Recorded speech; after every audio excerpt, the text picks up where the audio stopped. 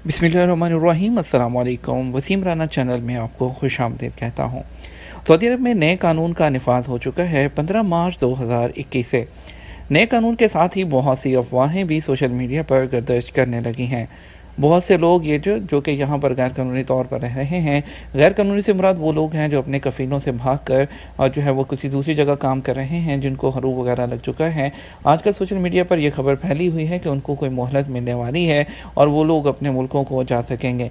और इसके अलावा बहुत से लोग हैं जो जानना चाह रहे हैं कि नए कवानीन में हरूब के केसेस का क्या होगा।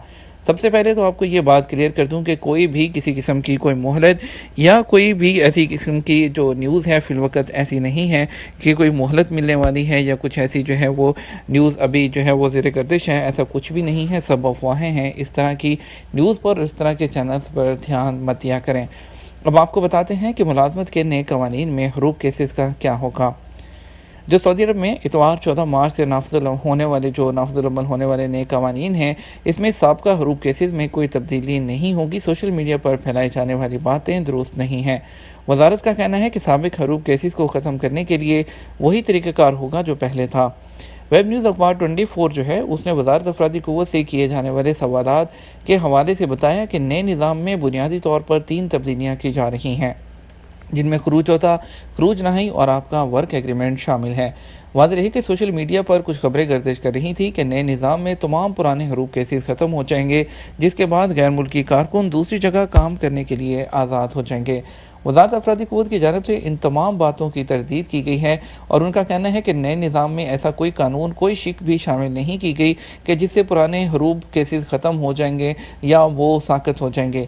इस सिलसिले में वजारत का कहना था कि जिन हरूब जो गैर मुल्की हैं, उनके हरूब यानी पहले से जो ये नया निज़ाम से पहले रजिस्टर हो चुके हैं, उनका केस उसी तरह रहेगा और हरूब कैंसिल कराने का तरीका भी वही होगा जो ये नया निज़ाम आने से पहले था।